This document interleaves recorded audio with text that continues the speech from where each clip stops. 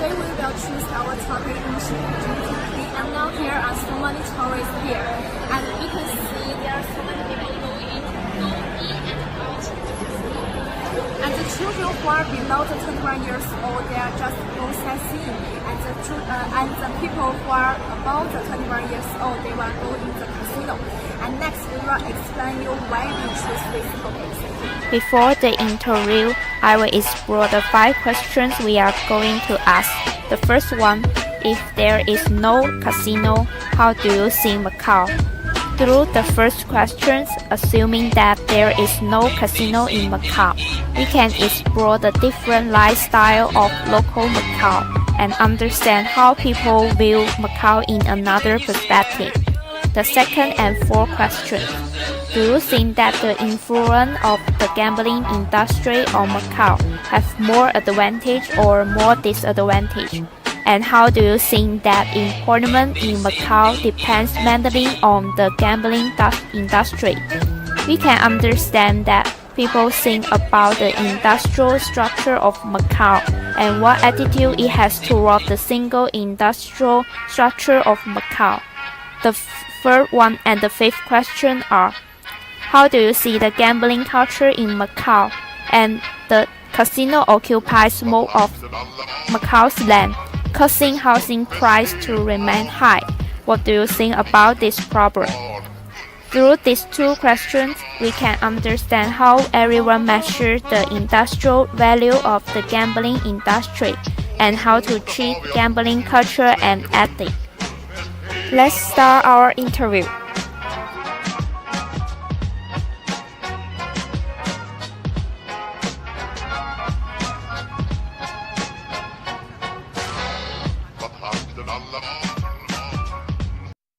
What do you think about Macau if it don't have a casino? Honestly, it's quite boring. There's not much here. I don't want to offend anyone. Yeah, it's not much here without casinos. I mean, there's nothing else really, just casinos. With the casinos, I like the history. So it's a very nice city so far. So yes. So you think if it don't have a casino, it's okay? Yeah. Oh, okay. And if don't have a casino? Oh, it's hard to tell. I mean, I just got here and I've only been to one casino. And I was told the interesting part about the city is the old town and all the ancient buildings and not the casino. So I'm not really into gambling. So for me, it wouldn't make any difference. Oh, okay. And casino? What do I think about Macau if it doesn't have a casino? Well, the casino is the most business in Macau. So Macau is a very different place. Oh, okay. Probably not very well off. Casino. Oh, if it doesn't have casinos, I'm pretty sure it will be a lot more like mainland China. I think so, because Macau is living on casino money. So I think it'll be a lot more like mainland China, but except that people will still speak Portuguese and English because of the past. Do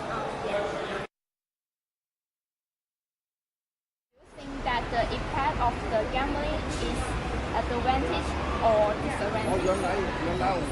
Disadvantage. It's better, but it is different. But it makes Macau unique. So the country is so small, you need to have something unique to make it marketable and profitable. A matter of perspective. I think for some people it's a great thing. Maybe for some people they don't appreciate it. But if you look at the positive end of it, I guess it's going good. I'm pretty sure everybody's happy over here. So I think it's fine. My perspective is always towards the positive, so it's fine. Well, it's hard to tell. I think on the good side is that the government makes a lot of taxes. So the government can decide what to do with the money and can use it for good purpose. But it's also dangerous. I mean, some people are good at stopping themselves and others are not. So some people might become addicted, and there's probably not anyone to help them. This has more heritage, unless it has casinos. It has like the monuments and everything. So it's better without the casinos, but it's okay. Yeah, I think it has an advantage. I mean, without casinos, Macau would be nothing, right? So, because Macau has casinos, that's why you can be a thriving city.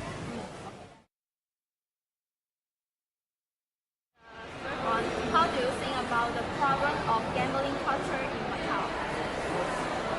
The problem, probably, I don't have much idea, but whenever I pass through the casinos, it's like if you go outside the casino, I only see people stuck on the phone. If I go into the casino, people just look at that one screen, and so I think the problem there is the addiction is too much. I think once people get into it, people cannot get out of it easily. And either way, I don't know just about casinos, but casino, gambling, and phone. I think people are crazily addicted to screens, and one screen is where they put money, the other screen is where you put money and get back money. Either way, it's too addictive. It can be quite. I don't know. From my personal experience, actually, recently I've been gambling. You know, right? It's hard to once you win, it's hard to stop. Just stop. I mean, from my personal experience, I think it's okay if you can control it, but you have to control. I mean, if you feel that you're getting too much, okay, for example, before I used to gamble like 500, only 500 Hong Kong, right? It's nothing. But when I lose, I feel really bad. And now my threshold is going up. So maybe if I lose like 1,000, 2,000, and then I start to realize, wow, I'm gambling this much. Before, I used to think it's a lot of money, but now it's like nothing. So you have to control. So that's my second time, so I don't really know the problems here, but everywhere in here in Las Vegas, there's always problems where people just lose their money, and so they become more poor, and so they need to be careful. So I don't know it that much, but gambling, if you're addicted to it, it's bad. If not, it's just entertainment. Hopefully there's not much crime here, but if you're not addicted, then you're okay. There's a small percentage have trouble. It's true. The government is trying to do something about it. Hopefully it's enough. The culture, mostly the people gambling here are not from Macau. Most of the people here in Macau are working businesses associated with it. So. That Macau's employment depends mainly on the gambling industry.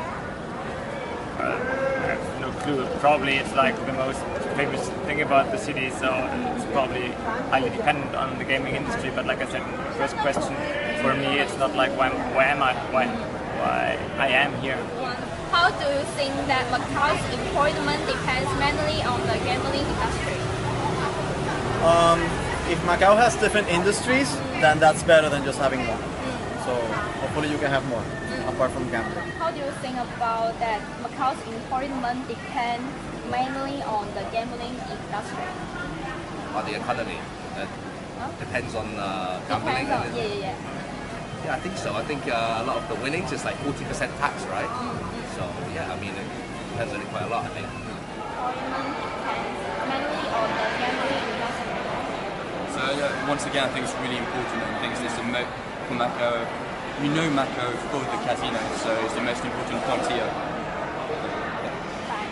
And the fourth one, how do you think that Macau's employment depends mainly on the gambling industry?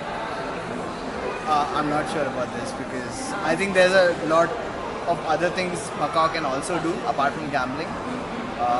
It's got amazing places apart from casinos. But because of the power of money, which is the kind of money generated because of gambling, I think maybe it'll be a little different, but I think there's scope for other things also.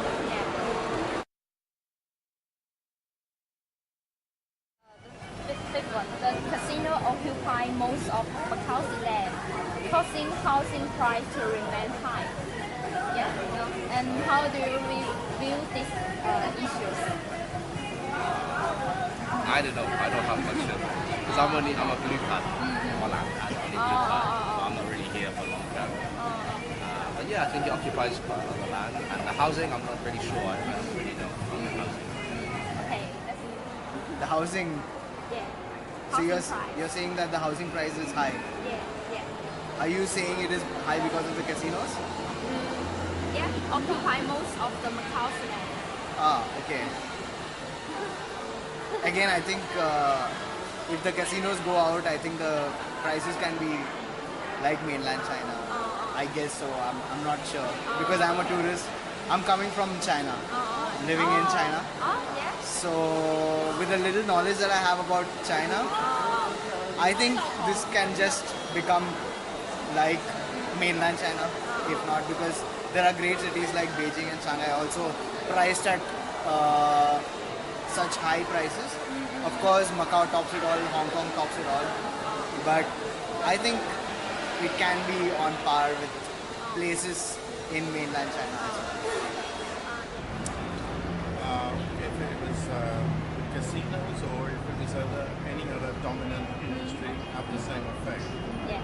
So if you have a multitude of industries, then you don't get this because you have one. Means wages are higher and speculation is also higher. Causing high prices. So I think you need to, I don't know how the news work here, but you need to share down the news, or nowadays on the social like Facebook, or I think you have WeChat or Weixin, or I don't know what's the name, but yeah. So I think you need to share that on the social medias. If the state must decide if they want the casinos, then they get money, or housing gets cheaper. Yeah. Okay. Well, can only believe that what you're saying is true, and then I mean, like I said, for the second question, I think like the government is making a lot of taxes, so they can use the money to ease the apartment problem, and as long as it's not as bad as in Hong Kong, we're probably fine. There will be like better urban planning policies. So just build higher, like I don't know, like Hong Kong or something. But yeah, that's more better planning from the government to build more housing instead of casinos. That's our interview, and today we have interviewed 7 people who are all around the world. And we learn a lot from this video, and we recognize the tourist impression